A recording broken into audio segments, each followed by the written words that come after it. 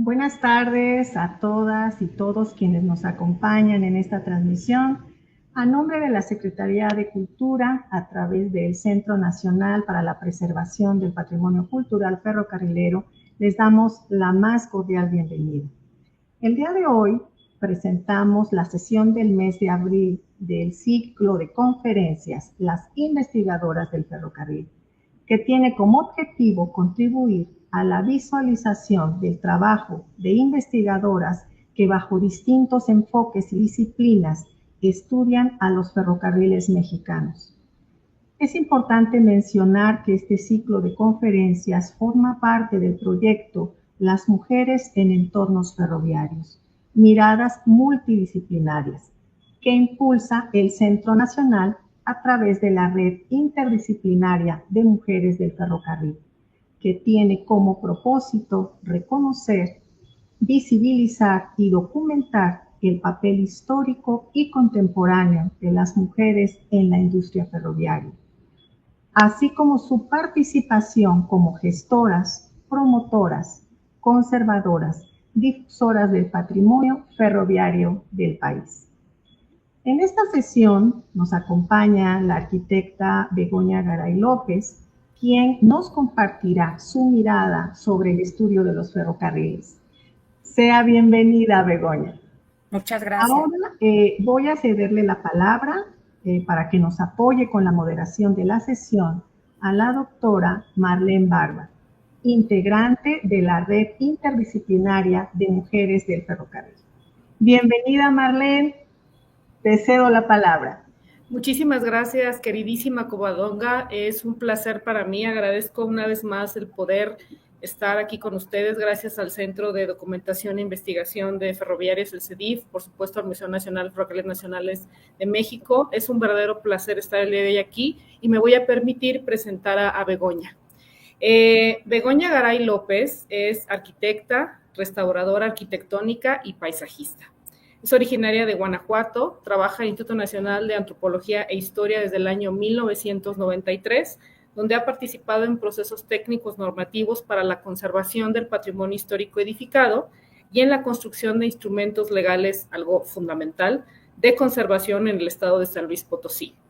Desde tal institución fue responsable de la elaboración y ejecución del proyecto emergente de restauración arquitectónica del Templo de Nuestra Señora de la Asunción de Santa María, Acapulco, en la zona media del estado de San Luis Potosí, profesora en la carrera de Arquitectura en la Facultad del Hábitat de la Universidad Autónoma de San Luis Potosí desde el año 2008. Ha publicado sobre temas referentes a estaciones del ferrocarril y haciendas en dicho estado. Y el día de hoy, la arquitecta Begoña Garay López, a quien le doy una cordial bienvenida y es un gustazo tenerla aquí, nos va a compartir la ponencia El patrimonio ferrocarrilero edificado en San Luis Potosí. Begoña, muchísimas gracias, bienvenida y, por supuesto, te cedo la palabra. Muchísimas gracias. Agradezco antes que nada la invitación que me han hecho. Creo fundamental que en efecto se reconozca la labor que en los ferrocarriles ha tenido la mujer, no solo en la investigación, sino inclusive en la función misma, en la creación y todo lo que tiene que ver con la logística, con la cuestión social. El papel de la mujer ha sido fundamental, siento yo. Y creo que este espacio pues es necesario, es conveniente y nuevamente agradezco la invitación. Tengo que confesar que en efecto, pues me ha tocado junto con la doctora Luz Carrega Lamadrid llevar a cabo estudios del ferrocarril desde hace algunos años. La doctora Luz Carrega, ella ha continuado en ese tema desde hace 25 casi 30 años que iniciamos con esta inquietud. Yo por alguna razón y por diversidad de cuestiones que tengo que efectuar en mi centro de trabajo, que es el Centro INAH San Luis Potosí, pues no me he apegado tanto al tema. Entonces, sin embargo, pues es un tema al que vuelvo, e inclusive vuelvo a un lugar que yo considero mi casa, que es el CEDIF, de alguna manera, y es un lugar al que siempre le tendré toda mi gratitud por la forma como generosamente nos trataron y nos otorgaron toda la información necesaria para llevar a cabo este estudio que se desarrolló en 2 libros desde hace más de, como dije yo, 25 años. Uno es El Camino Olvidado, apoyados por el Colegio de San Luis, y el otro es El Camino de Fierro al Puerto. Uno relata y describe la vía y las estaciones sobre lo que fue el Ferrocarril Nacional Mexicano en la línea México-Laredo, y el otro en el ramal del Ferrocarril Central Mexicano de Aguascalientes a Tampico en el estado de San Luis Potosí. Para este trabajo contamos con el enorme apoyo de un compañero que ya trascendió, que fue el arquitecto Jesús Narváez Berrones, y entonces, pues entre los 3, hace tiempo emprendimos la aventura de ir recorriendo las estaciones en el entendido que después de la privatización o la concesión a empresas privadas de las líneas en donde se segmentó ese gran ente que eran Ferrocarriles Nacionales de México, pues veíamos que tal vez era necesario hacer un registro antes de que cambiaran las cosas en estas estaciones y en estos elementos constructivos, en la perspectiva de que ya no se iban a usar de la misma manera, sobre todo cuando se canceló el servicio de pasajeros. Entonces es así que he preparado una presentación muy sencilla que espero, pueda de alguna manera compartir la idea y la emoción que en su momento nosotros íbamos descubriendo conforme íbamos avanzando en estos caminos. Empezaré, ya sabemos el ferrocarril, cuál es su origen. Es necesario empezar con este tema, aunque yo sé que muchas personas del auditorio saben y son expertas en este tema del ferrocarril. Pero sabemos que tuvo sus orígenes como medio masivo de transporte a principios del siglo XIX, y es un transporte que ha tenido un impacto tremendo, muy profundo en todo el mundo, especialmente en las cuestiones de desarrollo económico, social y ambiental. Ya sabemos que cuando se introdujo el ferrocarril en el mundo, pues se revolucionó el transporte, se acortaron las distancias, se transformó el territorio, se transformó el paisaje, la industria cambió también, las formas de producción se tuvieron que cambiar también, y esto planteó desafíos ambientales y sociales que todavía siguen siendo vigentes hasta nuestros días, ¿verdad? El ferrocarril, en efecto, ha facilitado la movilidad de las personas, ha motivado la conexión entre las diferentes regiones, ha promovido la integración social inclusive, pero también, pues, de alguna manera ha tenido un impacto a veces no tan positivo, sobre todo en las cuestiones territoriales referentes a los espacios urbanos.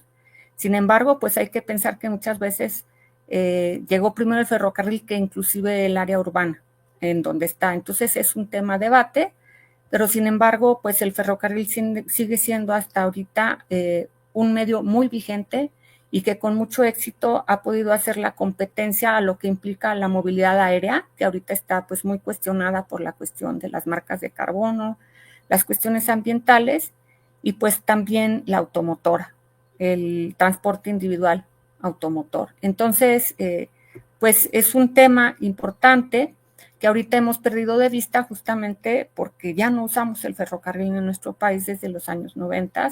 Entonces solo lo vemos de lejos, lo vemos pasar con carga, pero no nos lo hemos apropiado, o los jóvenes por lo pronto no han tenido la oportunidad de apropiárselo, como tal vez sí este medio aún sigue siendo muy vigente en muchos países, teniendo como referente, pues sobre todo a los países europeos, pero también en Asia, y muy especialmente en Estados Unidos, que aunque es un medio no muy utilizado, pero que últimamente ha cobrado nuevamente un auge por todas estas cuestiones y retos ambientales.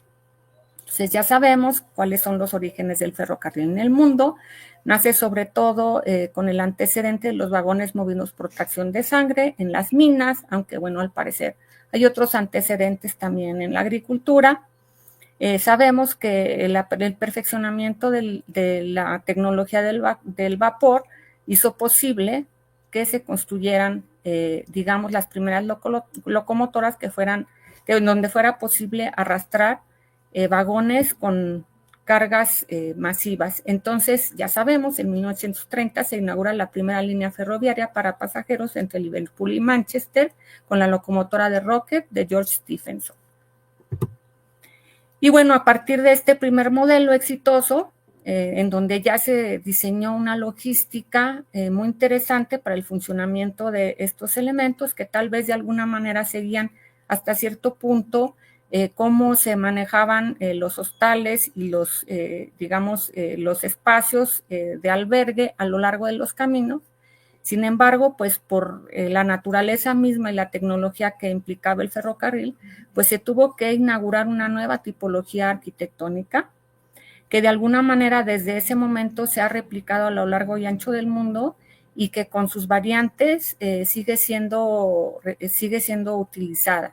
Entonces tenemos que la primera estación ya en forma para pasajeros es la estación Crown Street Station, de 1830, en donde, bueno, es una estación paralela a las vías, en donde ya existe un espacio cubierto, techado, un espacio de espera para pasajeros, y que de alguna manera eso, pues fue el modelo que se siguió replicando de una u otra manera.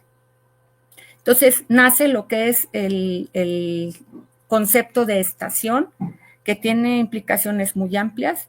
Puede ser todo un conjunto, puede ser todo un espacio donde se conjuntan diferentes elementos, pero sobre todo la imagen que nosotros tenemos de la estación es este edificio, este volumen arquitectónico a donde llega el viajero o la carga o cierta carga, y es un origen y un destino, y es un punto de reunión importante para poder tener esa movilidad.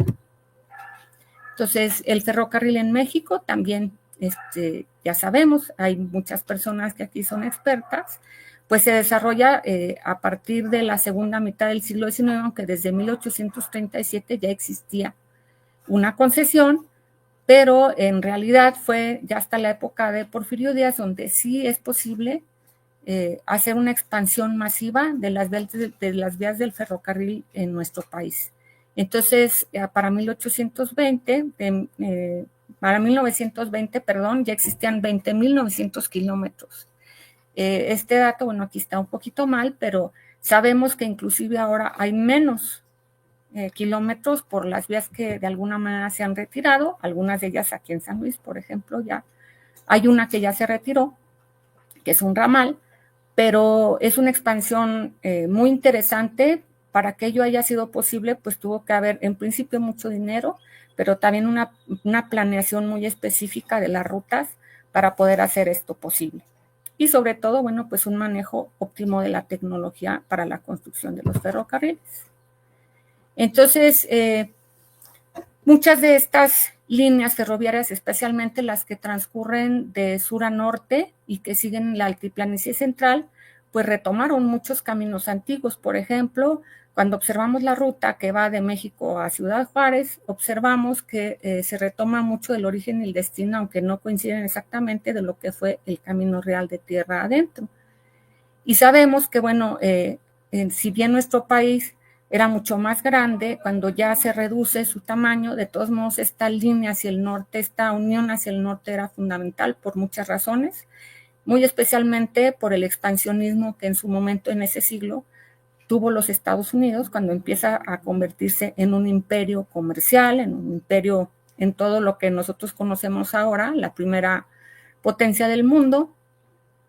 Y entonces ese expansionismo pues hacía una necesidad de tener un mercado hacia los Estados Unidos que se impulsó sobre todo pues en la época del Porfiriato.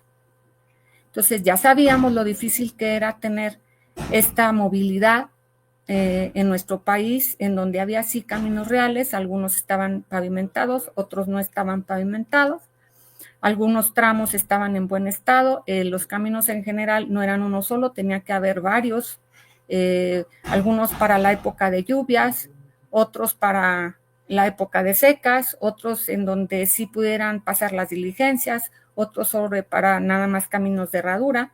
Entonces, para moverse se necesitaba mucho tiempo, se necesitaban recursos y no era fácil para las personas salir de su lugar.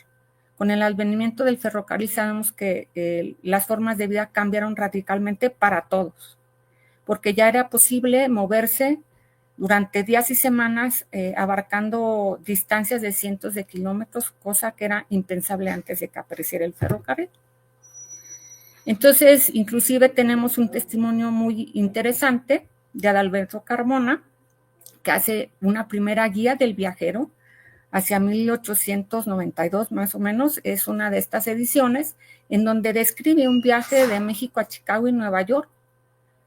Para 1892, él ya había recorrido todas las ciudades y ya había podido hacer un escrito describiéndolas cada una de ellas. Eso, bueno, pues era impensable antes y nos habla de cómo este avance tecnológico hizo posible que el mundo, que siempre ha estado de alguna manera globalizado, pues ahora estuviera más cercano que nunca, sobre todo, bueno, pues entre nuestro país y los Estados Unidos. Esta historia del transporte, por ejemplo, está magistralmente plasmada en uno de los murales que existen adentro del Museo del Ferrocarril de aquí de San Luis Potosí, una obra de Fernando Leal, que nos describe cómo fue la evolución de este sistema de transporte y lo que significó en su momento el transporte ferrocarrilero para la población mexicana muy especialmente. Entonces, para hacer una línea férrea, pues no era cuestión fácil. Finalmente, había todo un proceso para tomar la decisión de hacer una línea. Si bien la primera que se planteó fue la de México-Veracruz, por causas muy naturales, Veracruz era pues el principal puerto de entrada y salida de nuestro país en ese momento, cuando empieza el ferrocarril. Sin embargo, pues esta relación al norte era necesaria, pero había que hacer la planeación de la ruta. Y bueno, pues finalmente el ferrocarril es un negocio, o era un negocio. Espero que lo siga haciendo de alguna manera, aunque sabemos que muchos ferrocarriles pues están subsidiados y a lo mejor ese negocio como nosotros nos lo imaginamos no lo es tanto porque es más un servicio, pero finalmente en un principio pues tenía que haber un estudio de mercado muy exhaustivo para pues determinar ciertas cuestiones para esa línea del ferrocarril. Pues se tenía que ver en principio la anchura de la vía, cuál era la necesaria o la óptima para ese camino, qué material rodante era necesario utilizar, qué intensidad de tráfico se iba a tener. Había que identificar las áreas de producción rurales o urbanas, industriales, por ejemplo, en donde era necesario pasar. Aquí fue importantísimo identificar, por ejemplo, la producción de las haciendas. En ese momento, bueno, pues una célula de producción económica muy importante en el país. Y entonces muchas de las rutas y de los puntos que se diseñaron para el trazado de las vías fue justamente la ubicación de estas haciendas.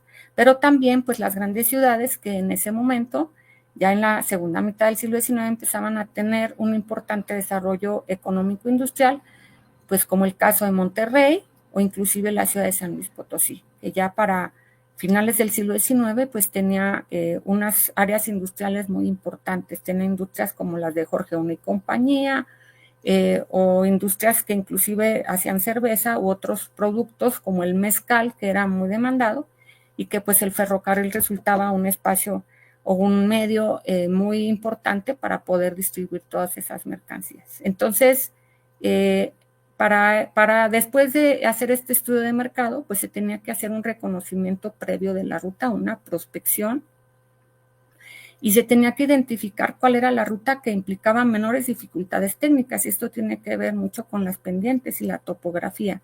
Se tenían que evitar accidentes abruptos, las corrientes de agua que se pudieran, las curvaturas peligrosas, etcétera. Eso no implicaba que de alguna manera, pues a veces tenían que hacer puentes, a veces se tenían que hacer túneles, se tenía que cuidar mucho que no se rebasara el 10% de la pendiente para no hacer pendientes peligrosas. Aquí nosotros tenemos una pendiente muy peligrosa en el área de Tamuín, más bien en el área de Tamazopo, perdón, que es una de las pendientes más inclinadas que tiene el ferrocarril en nuestro país.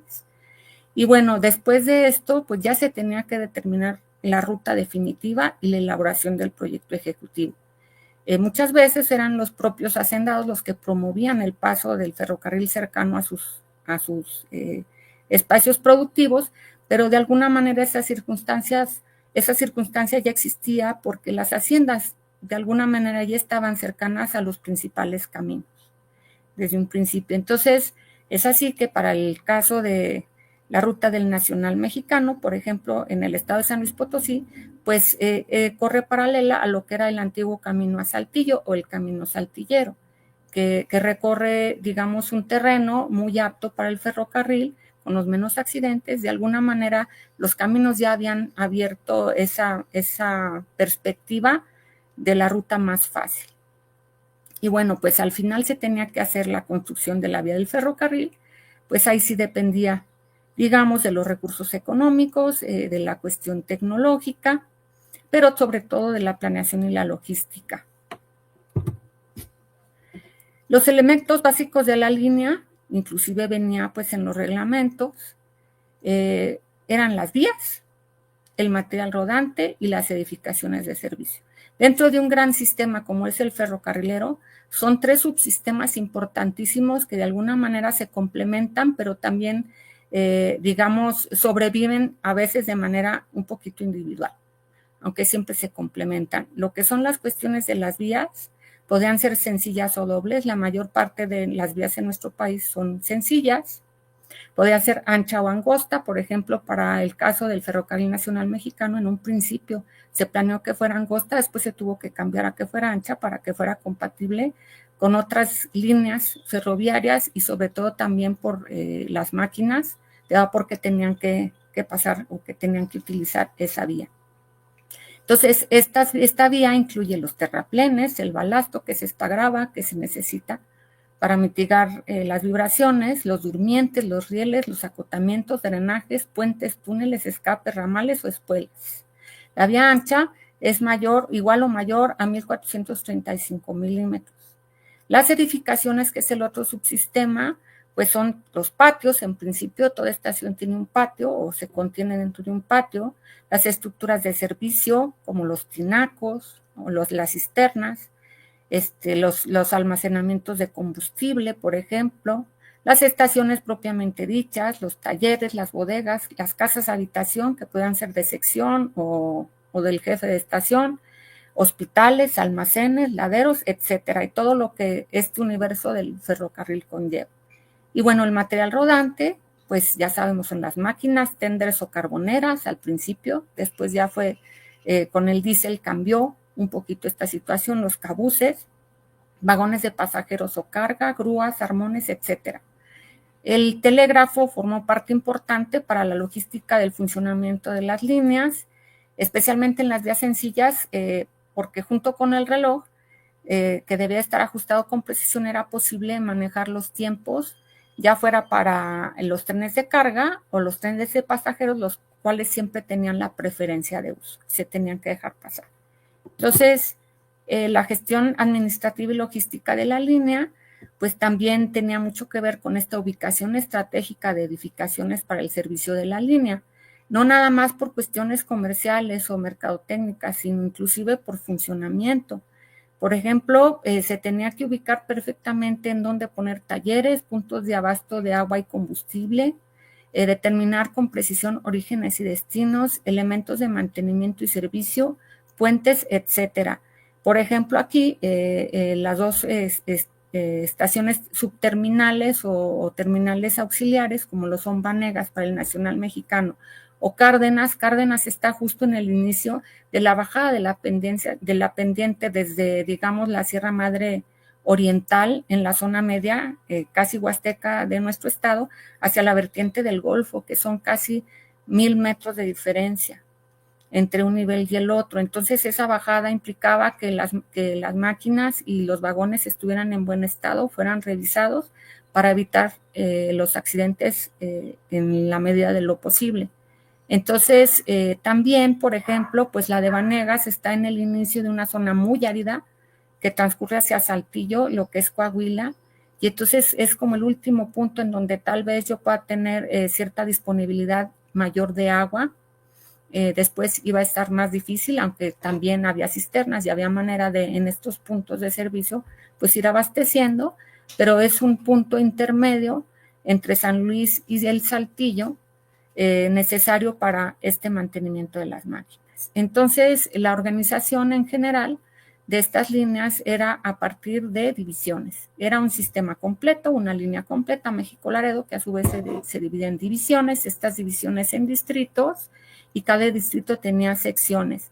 No todas las secciones, o muchas sí tenían estación, pero a veces una sección se refería sobre todo a un espacio de mantenimiento que equivale cada 10 millas más o menos, entre 12 y 17 kilómetros, por lo menos en la línea del Nacional Mexicano sí está muy bien planeadas estas distancias, en donde hace posible un espacio en donde haya un mantenimiento continuo por parte de una cuadrilla que estaba al cargo de un cabo de sección. Cada estación de pasajeros, cuando existía, pues tenía un jefe que también coordinaba a veces el distrito completo. La de la estación de ferrocarril, bueno, pues estamos hablando de una edificación que está junto a una línea en donde continuamente hay una vibración producto de el paso de un ferrocarril, que en aquel tiempo, con la tecnología del vapor, pues, era un peso enorme. Hay testimonios, incluyendo lo de mi madre, por ejemplo, que decía que cuando llegaba el ferrocarril a su pueblo, que era San Miguel Allende, temblaba y se cimbraba todo el terreno cuando llegaba aquella máquina. Eran máquinas muy grandes. Y bueno, era impresionante cómo con, digamos, todo este halo de vapor y toda la vibración, pues generaban toda una expectativa en la gente que estaba cerca del ferrocarril. Entonces, esta vibración requería entonces que todas las construcciones que estuvieran cercanas tuvieran una fortaleza muy especial, que fueran seguras, que tuvieran fábricas o sistemas constructivos adecuados para que resistieran todas estas vibraciones, que fueran durables, que resistieran al clima o fueran adecuados al clima, que tuvieran una dimensión adecuada al número de pobladores o el servicio que requería la estación específicamente, y a los volúmenes de carga y al tipo de servicio. Había lugares que pues, son más de carga de tipo industrial, otros lugares que a lo mejor subían ganado o subían productos agrícolas, por ejemplo, la zona cañera de la Huasteca. Entonces, se necesitaban edificios que resistieran. Su partido funcional era estandarizado, todas las estaciones contaban con los mismos espacios, aunque no todas las estaciones son en general iguales. Pero bueno, hay dos partidos funcionales arquitectónicos que se distinguen. Uno es el paralelo a la vía, que es la mayor parte de las estaciones, y está el de bahía o terminal, en donde el ferrocarril llega arriba y luego vuelve a salir, como si fuera una península justamente, ¿no?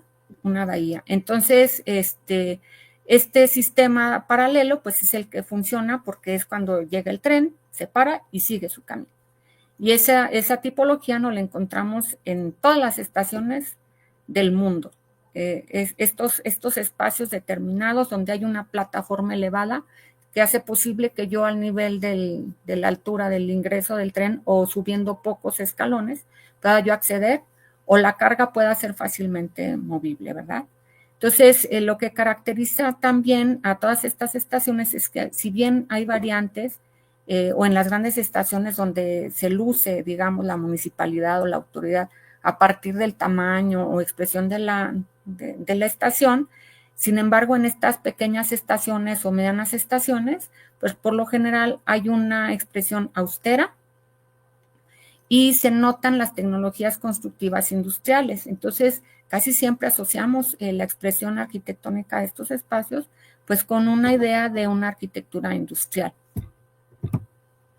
Los tipos de estación que por lo menos en el estudio que nosotros hicimos en aquel tiempo tuvimos que ya tomar nosotros una decisión para clasificar, aunque sabíamos que sí, en efecto, desde la construcción había una clasificación de estaciones. Por ejemplo, las estaciones de bandera o paraderos, que no siempre o no contaban en un principio con edificios para pasajeros, solo área de patio con casas de sección, siempre tiene que haber las casas de sección para los operadores que dan mantenimiento y al cabo de sección, una torre de señales necesaria para darle las instrucciones al tren a partir de las linternas y todo lo que ello implique, un escape, porque ahí es en donde puede haber, digamos, una derivación para que un tren pueda pasar y el otro pueda escaparse o tenga un ramal lateral. Tiene que haber una casa de armón o bodega. A veces hay cisternas, a veces no las hay. Están las estaciones menores, que ya hay un pequeño edificio de estación.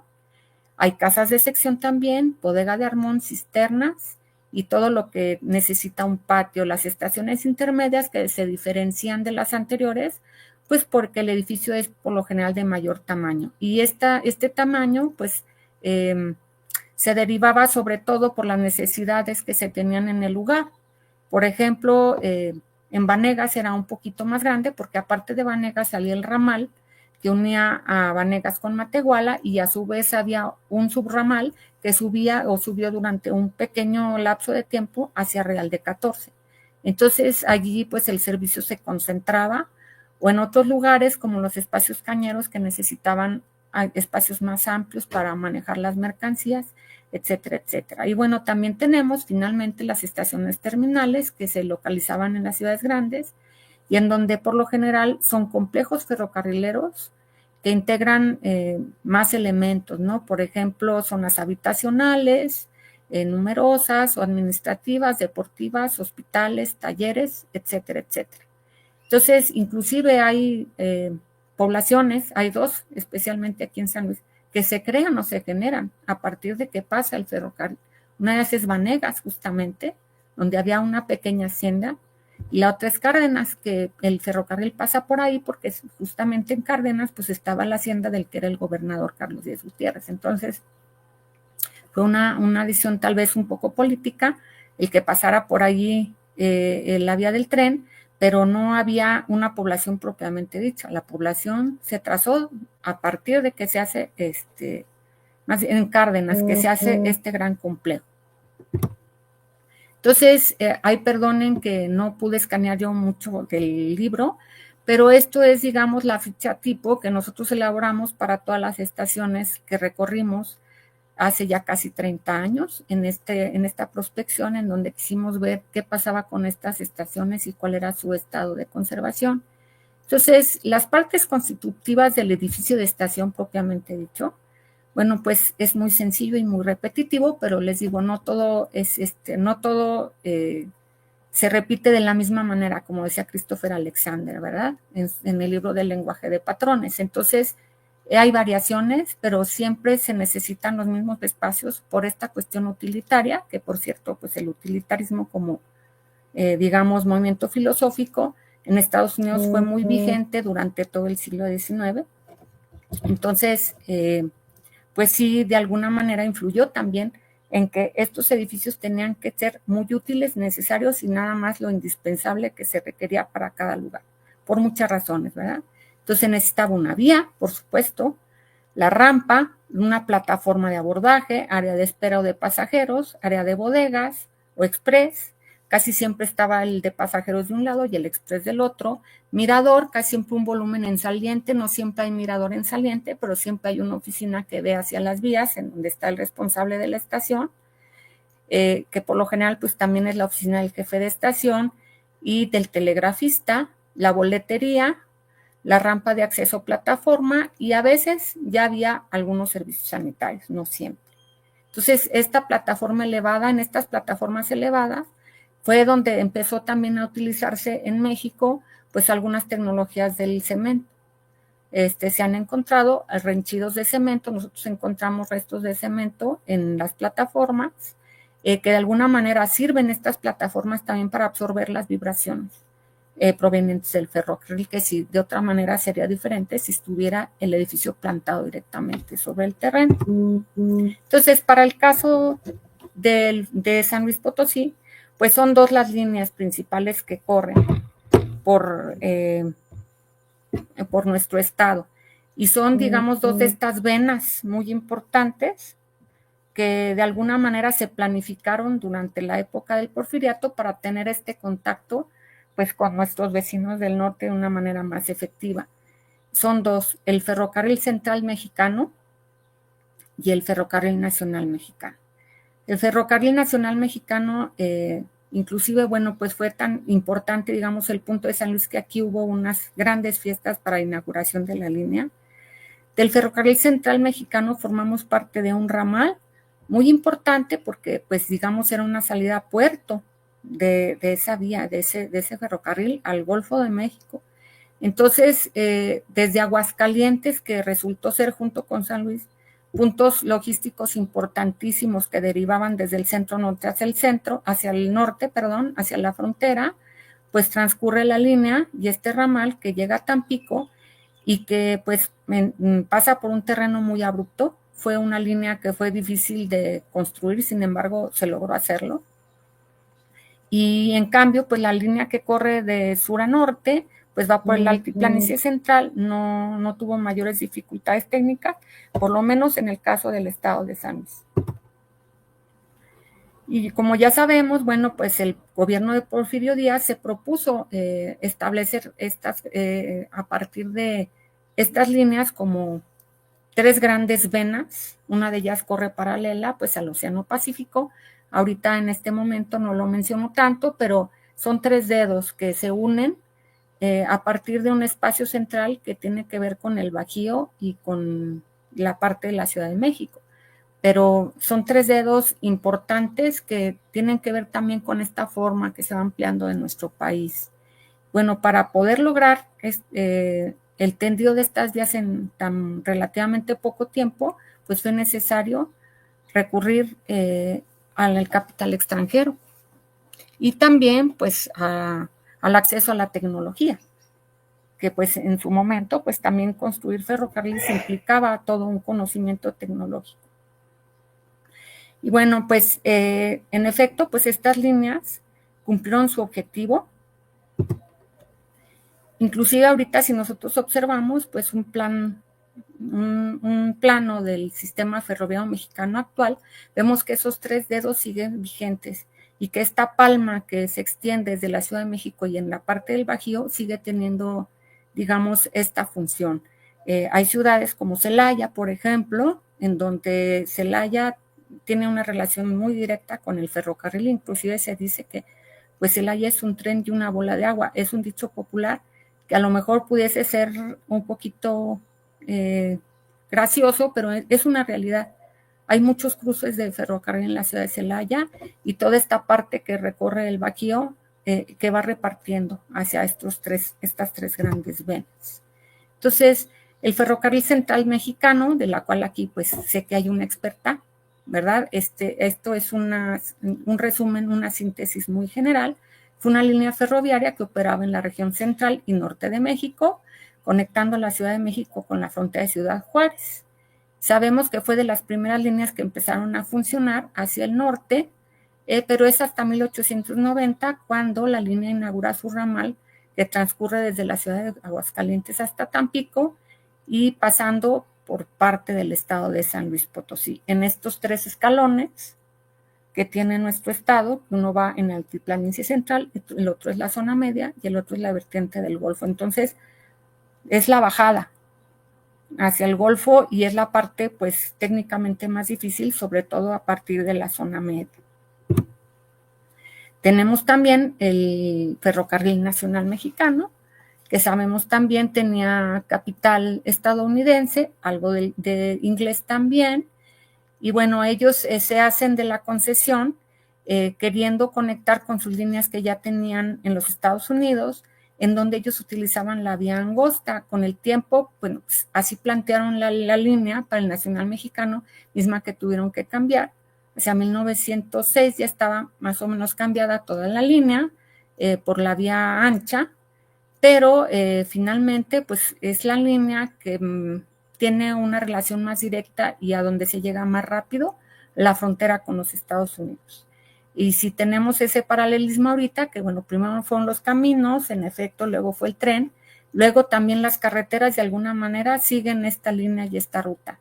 La carretera 57, en términos generales, retoma también el origen y el destino que tiene el ferrocarril, porque es una de las rutas más cortas hacia la frontera con los Estados Unidos. Entonces, desde ese entonces, desde 1888 y 1890, San Luis está totalmente comunicado.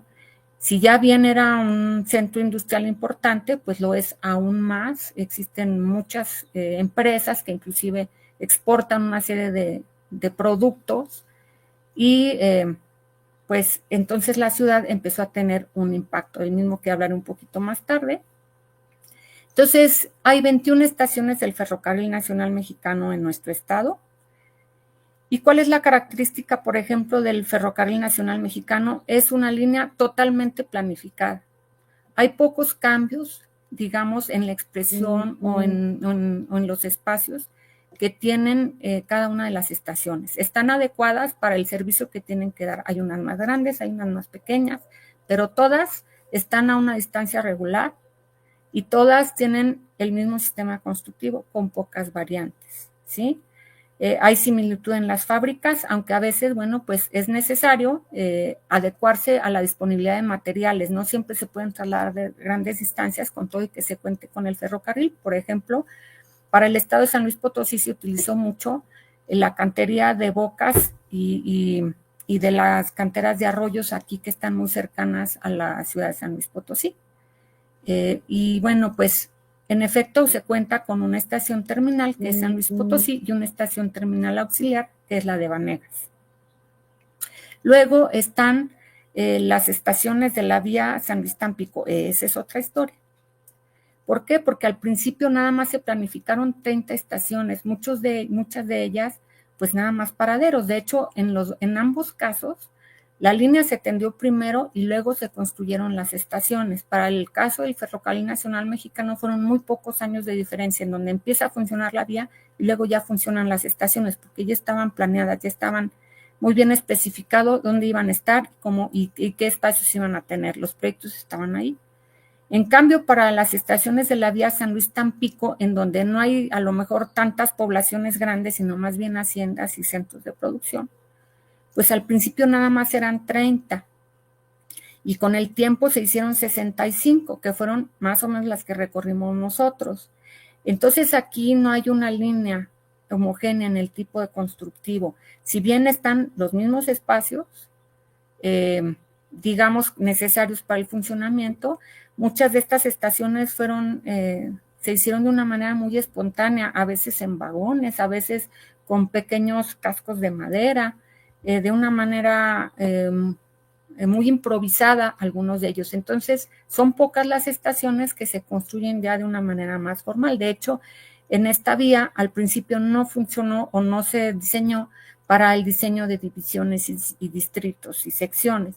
Eso ya fue hasta después, cuando se hace la unificación de las dos empresas, ya a inicios del siglo XX. Entonces, a lo mejor tal vez esta falta, digamos, no falta de planeamiento porque pues funcionaba el ferrocarril, sino más bien esta diferencia en la logística y administración, pues no promovió que se planearan las estaciones como si se planearon en el Nacional Mexicano. Entonces, en este caso, sin embargo, pues sí tenemos muchos puntos. Fue una línea que dio mucho servicio. De hecho, hay muchas localidades que se quedaron incomunicadas al principio cuando dejó de haber el servicio de pasajeros y tuvieron que gestionar de alguna manera salir de donde estaban, porque justamente pasa por zonas que a veces en ese momento estaban un poquito aislados en la zona media y en la Huasteca sobre todo. Entonces aquí la construcción es heterogénea, no hay una expresión unificada, Y sí hay una estación terminal, que es la misma en San Luis Potosí, había 2 estaciones, y una estación terminal auxiliar, que era la de Cárdenas, fue muy importante por esta razón que les digo, que era el inicio de una bajada muy fuerte. Si nosotros observamos los itinerarios que el mismo Adalberto Carmona proporciona en su guía, pues allí vemos que las estaciones del Central Mexicano eran 30 nada más y las del Nacional Mexicano ya estaban allí. Entonces, pues es un indicio importante, 1892, de cómo pues hubo una dinámica diferente para la línea de Aguascalientes a Tampico, que sin embargo, pues ya cuando, como les digo, dejó de funcionar, pues se afectó a muchísima población. Ya entrando un poquito más a detalle en lo que es el estado de San Luis Potosí, pues sabemos que formamos parte de la región centro-norte, a veces nos ponen en la zona noreste, a veces en la región centro-norte, a veces en la centro-occidente. ¿Por qué? Porque somos en efecto vecinos de 10 estados, estamos en un cruce de caminos importante, ya digamos alejado de lo que es la zona centralizada de la Ciudad de México y la zona del Bajío. Somos el siguiente paso que abre estos dedos hacia el norte junto con Aguascalientes. Entonces, de allí la importancia, digamos, de la comunicación hacia lo que era el Golfo y hacia lo que era la frontera, pero también, digamos, viendo hacia Aguascalientes, aunque de una manera muy particular, no sé, es una percepción que es mía, pues como que esas estaciones un poquito se daban la espalda, se comunicaban entre ellas, pero se daban la espalda para dar servicio a sus áreas de cada quien, ¿no? Hasta la fecha, por ejemplo, la carretera que comunica San Luis con Aguascalientes tiene sus deficiencias, no hay una comunicación efectiva inclusive en las líneas de camiones y autobuses, cosa que de alguna manera pues sí cubría el ferrocarril cuando estaba el servicio de pasajeros. Eso también fue ahí a lo mejor una disrupción en una comunicación social entre 2 regiones. Entonces, nosotros, como ya les expliqué, estamos ubicados, San Luis, en 3 escalones. Son 3 relieves diferentes. Entonces, digamos, estas regiones, las que están en el altiplano, tienen más convergencias en cuanto a cuestiones culturales y sociales. En cambio, ya yéndonos a la cuestión de la Huasteca, ya empieza a haber otras diferencias, inclusive en el clima y en la vegetación, no se diga en la topografía. Si nosotros vemos los perfiles que aquí en el Googler yo pude sacar, los perfiles de elevación de oriente a poniente, pues ahí vemos cómo sube y baja y la dificultad que tiene digamos, la topografía para poder transcurrir desde la altiplanicie central hasta la vertiente del Golfo. Cosa muy diferente que tenemos nosotros cuando vamos por el altiplano central. Esto es una línea pues mucho más larga. Entonces ya entrando a lo que es propiamente materia de las estaciones, pues bueno, en efecto, en el Nacional Mexicano, no las voy a poner todas, no las podría poner todas, ahorita nada más es una muestra de algunas cuestiones significativas. Tenemos la primera del Nacional Mexicano, que entra a nuestro estado y que es la estación de Villa de Reyes, que está, digamos, un poquito es la puerta de entrada. Si nosotros viéramos cómo era el Camino Real de Tierra Adentro, pues justamente Villa de Reyes es Valle de San Francisco, que venía desde lo que era Guanajuato para ya integrar a todo lo que era la zona del Valle de San Luis. Pues justo Villa de Reyes también es la puerta de acceso al estado del Nacional Mexicano.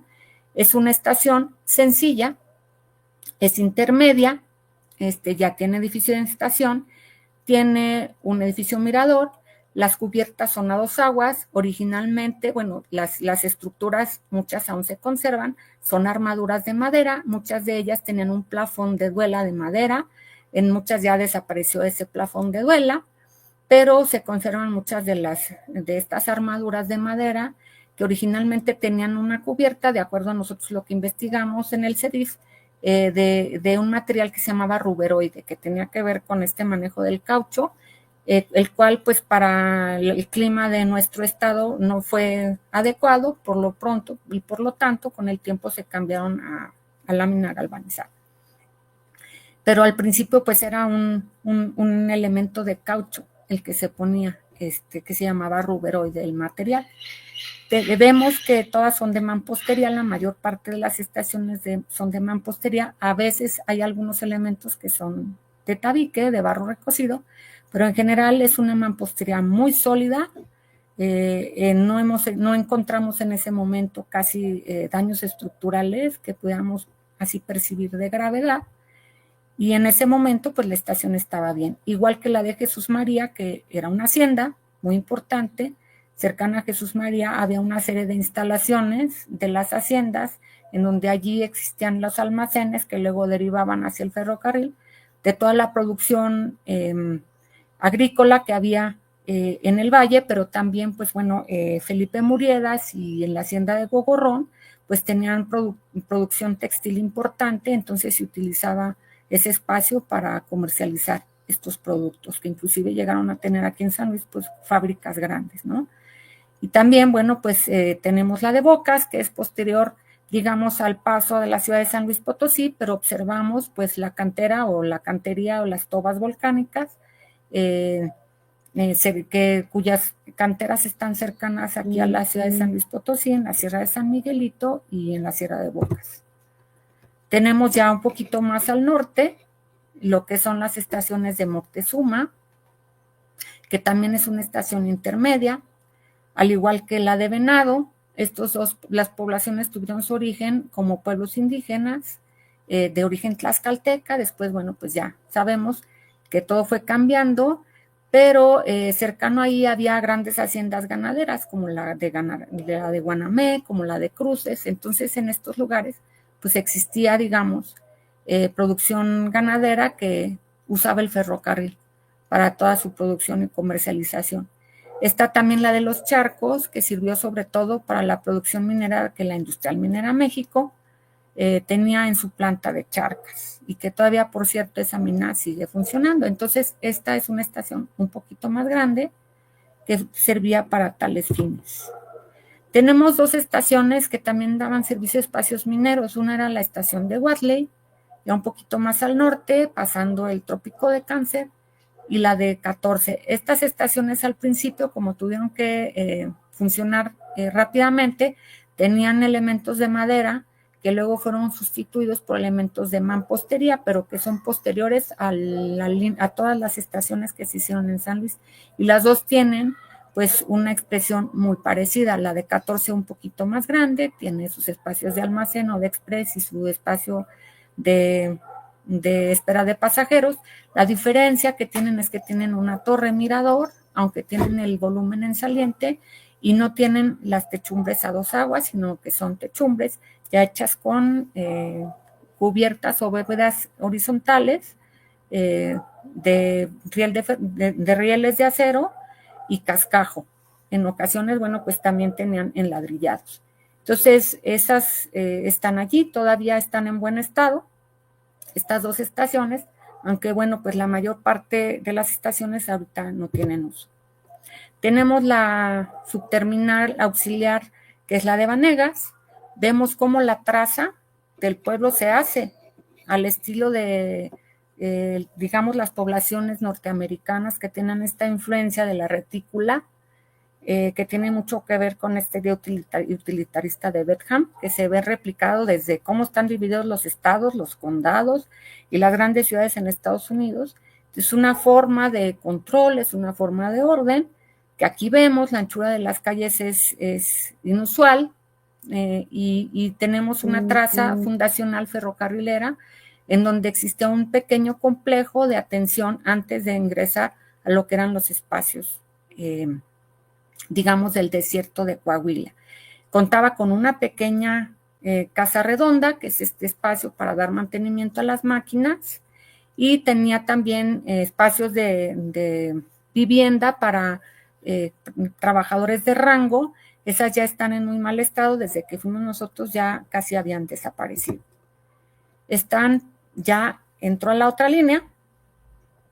Esta es la línea del Ferrocarril Central Mexicano, y entonces aquí sí vemos con respeto que hay de dulce, chile y de manteca. Muchas de las estaciones, por supuesto, no se los puse porque eran pequeños vagones, inclusive hay paraderos, a veces hasta pues hay casetas de madera muy sencillas, pero bueno, esos puntos, esos paraderos daban un servicio también efectivo a la sociedad, aunque fueran tan sencillos. Sin embargo, pues sí vemos ejemplos muy interesantes de arquitectura, como por ejemplo la estación de Salinas, que es la primera población grande a la que ingresa, digamos, el ferrocarril en el estado desde Aguascalientes, aunque hay otras, por supuesto, está la de Peñón Blanco, pero aquí se daba servicio de una manera interesante a la producción salinera, que desde el siglo XVII se da en el lugar, inclusive desde el siglo XVI, porque era una salinera que daba servicio a todo lo que eran los trabajos de explotación minera y beneficio para Zacatecas.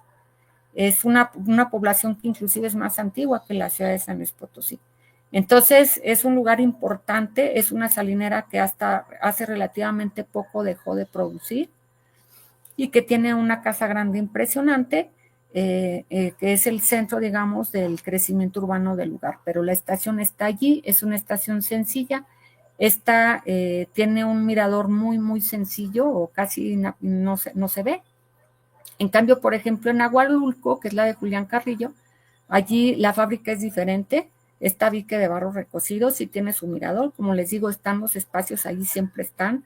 Aquí también tiene dos aguas, la Techumbre, junto con la de Cerritos, que se parece más a las estaciones del Ferrocarril Nacional Mexicano. Aquí la variante es que tiene Cerritos, pues un mirador en 2 niveles, tiene espacio de oficinas en 2 niveles. Cerritos era un productor agrícola muy importante, hasta la fecha de alguna manera lo sigue siendo, pero en ese tiempo más, y era también cercano a varias haciendas importantes. Entonces, pero hay ya variaciones y se observa que la planeación no fue la misma. Llegamos a Cárdenas, que es una estación importantísima, justamente porque es la transición en estos niveles hacia lo que es la vertiente del Golfo. Entonces tenemos también que es una traza, la hacienda de Cárdenas era muy chiquita, estaba hacia el oriente de esta mancha urbana, y el patio era muy, muy grande.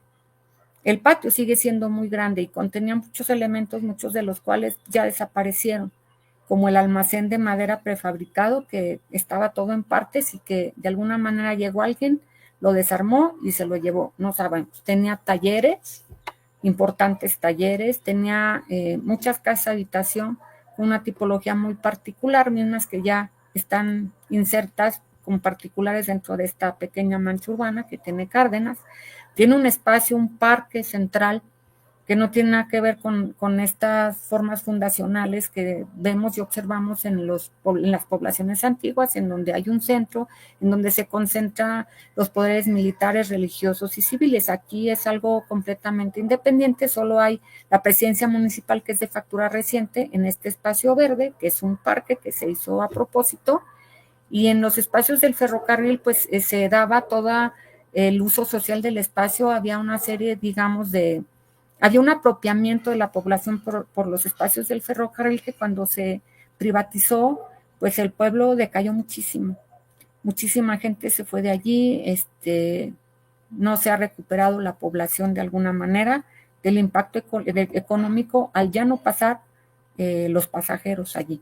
Entonces, si se nota, todavía se conserva por ahí un hotel de madera que está frente al conjunto ferrocarrilero, y pues si la estación era bastante grande, pero tenía muchos espacios de almacenamiento y muchos espacios anexos. Ya pasando a lo que es la zona media, en otros climas y ya bajándonos, está la estación de Río Verde. En realidad Río Verde no está en el ramal principal, es un subramal que pasaba de San Bartolo a Río Verde, pero Río Verde siempre ha sido un centro productivo muy importante, primero de la caña, pero también hay productos mineros cercanos al lugar. La naranja ya fue hasta el siglo XX. Siempre ha sido un lugar muy productivo desde el punto de vista agrícola, más que ganadero. Y era importante que tuviera su ramal la población de Río Verde, porque es la población más importante de la zona media del estado. De allí, pues se va hasta Tamazopo, que es la bajada desde Cárdenas, o sea, porque el ramal de Río Verde no está en esa bajada, pero de Cárdenas está Tamazopo. En Tamazopo inclusive ha habido muchos accidentes de donde se han descarrilado, justamente porque a veces pues esta bajada sí resulta ser muy peligrosa. Sin embargo, pues allí está la estación, y tenemos una más adelantito en donde empieza la zona cañera, Ya de la Huasteca todavía estamos un poquito alto, pero seguimos bajando, que se llama San Dieguito. Después ya arribamos a lo que es la zona huasteca, propiamente dicha, en donde ya llegamos a Ciudad Valles. Aquí en Valles la ganadería siempre ha sido importante, pero también la producción de caña, y había industrias cañeras muy importantes en otros espacios más adelante, como eran Las Palmas, que es una estación en 2 niveles muy diferente, a diferencia de la de Valles, que es de 1, que es de mampostería, que es de 2, está aplanada y tiene techos planos, o como la de Tamuín, que inclusive alguna vez se quemó y ahí se quedó quemada, tiene su mirador en 2 niveles, y la de Ébano, que afortunadamente las autoridades municipales rescataron, hicieron un pequeño centro cultural, pues, en un espacio que estaba muy, muy abandonado. Entonces, es una semblanza muy general. Sabemos que el impacto del ferrocarril en la ciudad de San Luis Potosí fue crucial desde el punto de vista urbano. La mancha urbana, digamos, las tendencias de crecimiento, aquí tenemos un plano de Florencio Cabrera de 1869, en donde vemos la ciudad antes de que entrara el ferrocarril. Y vemos que era una ciudad concéntrica en donde las tendencias de crecimiento, había áreas agrícolas alrededor del núcleo urbano, que eran los 7 barrios indígenas que luego se fueron conurbando, pero esta tendencia de crecimiento cambió radicalmente cuando se integra el ferrocarril, y entonces todo el complejo ferrocarrilero, digamos, rompe inclusive hasta con la estructura funcional de un barrio que era el barrio del Montecillo, porque es un complejo muy grande que tiene que ver con 2 grandes compañías de ferrocarril, que es la del Central y del Nacional, que de alguna manera pues se hacían cierta competencia en presencia. Las 2 ponen sus estaciones enfrente de la Alameda Juan Saravia, que era la Alameda muy cercana a lo que era el espacio ferrocarrilero. Vemos que inclusive la ciudad, disculpen que no sea muy legible este plano de Juan Segura, ya tenía zonas industriales, digamos, cercanas, pero no junto a como el complejo de la American Smelting and Refining Company, lo que era la Zarco, que estaba al poniente de la ciudad. Ahorita nada más funciona la fábrica de zinc, que tenía su propio ramal, y que inclusive después compró el pequeño ramal del Piojito, pero era un complejo muy grande. Aquí vemos en la foto la inmensidad de ese complejo, la cantidad de laderos y espacios en donde transcurre el ferrocarril, y bueno, pues esa línea que divide la ciudad, pues la marcó. Digamos, aquí tenemos un plano de Ignacio Maldonado de 1914, donde vemos en morado la línea del ferrocarril, el espacio, digamos, donde se concentra más todo lo que son los talleres y las estaciones, y los antiguos caminos de entrada, que son los rojos, pero como pues esa línea nos divide a la ciudad, y las tendencias de crecimiento empiezan a equilibrarse hasta ya la segunda mitad del siglo XX, hacia la década de los 70, cuando por necesidades de crecimiento urbano, la ciudad empieza a desarrollarse ya hacia el oriente, porque la mayor parte se desarrolló hacia el poniente. Entonces, vemos cómo el ferrocarril también influye e impacta en la conformación y la morfología de las ciudades de acuerdo a su localización. Y bueno, sabemos que pues la estación de pasajeros que más se reconoce ahorita como la más antigua es la del Ferrocarril Nacional Mexicano, que se atribuye a 3 arquitectos, Carlos Hall o Müller. Carlos Hall lo pone Katzmann, Müller lo pone Chanfón, pero en los planos originales del proyecto aparece la firma de Max B. Mitchell. Entonces, pues no sabemos si Mitchell nomás fue el dibujante o fue el que en realidad proyectó, pero es muy interesante este edificio porque utiliza piezas monolíticas provenientes de Boca, que algunas tienen hasta 3 metros de largo. Ya casi acabo, ya voy acabando, ¿sí? Entonces, vemos aquí los planos muy sencillos que nosotros logramos levantar en ese momento de este edificio, y bueno, pues en efecto son 3 los autores, pero pues todavía nosotros no acabamos de determinar quién lo hizo. Un edificio sumamente sólido, que está en perfectas condiciones, ha tenido sus alteraciones, se han cambiado algunos sistemas constructivos de sus cubiertas, pero sigue allí y está un poquito escondido digamos, en el costado oriente de lo que es la Alameda. La otra estación era la del Central Mexicano. Aquí esta que vemos nosotros, bueno, la primera, es la primera estación del Central Mexicano, que era mucho más pequeña, misma que cuando se hace la unificación de las dos líneas en los inicios del siglo XX, se demuele y se hace la estación que se llama unificada, muy grande, se parece un poquito a la que es la de Querétaro, pero esa se quema.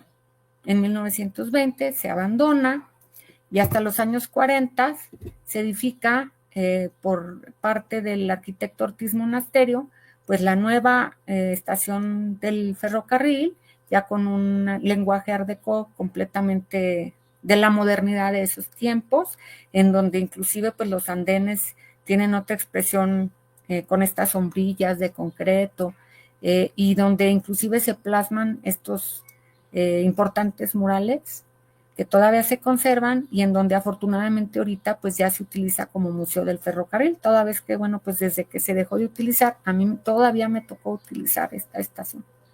Era muy cómoda, muy funcional, y tenía unos espacios muy generosos. Ahorita parte de estos andenes pues ya no funcionan, se hicieron parte de un sistema de movilidad en donde hay camiones urbanos. Se segmentó parte de este patio para ya cedérselo al ferrocarril y que ha tenido sus amenazas este espacio, pero ahí sigue y prosigue, a pesar de todo y con resistencia. Y bueno, pues este gran complejo ferrocarrilero también tenía unos importantísimos talleres que se reconvirtieron a la tecnología diésel, todavía funcionan, ¿verdad? Todavía funcionan estos grandes talleres. Le dan servicio a la empresa Kansas City.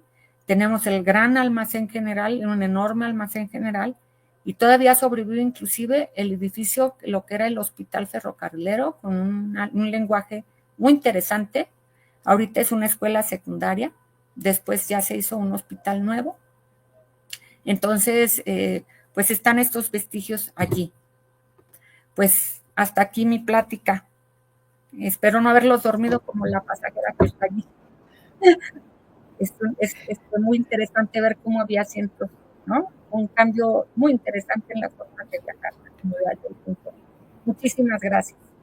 La verdad es que, al contrario, Begoña, muchísimas gracias a ti. El recorrido ha sido fabuloso, ha sido muy, muy interesante. Primero, conocer cómo es San Luis también desde el punto de vista geográfico, porque a veces pareciera que es muy sencillo la planeación y la instalación de unas instalaciones como estas, y luego ya ver viendo todas estas cuestiones que tenían que ver ingenieros, arquitectos, y evidentemente pues quien realizaba la labor de estar dando mantenimiento, que eran los trabajadores, etcétera. Entonces, y desde el punto de vista arquitectónico, que además es bien interesante ver la variedad de estaciones en el ferrocarril central, cuando acá, de este lado, digamos, en Aguascalientes, es característica la arquitectura, incluso en las que mostrabas ahorita, como, no sé, Salinas, Cerritos, se lee la arquitectura del ferrocarril central, y luego vemos estas variaciones como la de Aguabulco, ¿no? Etcétera. Entonces, sumamente interesante.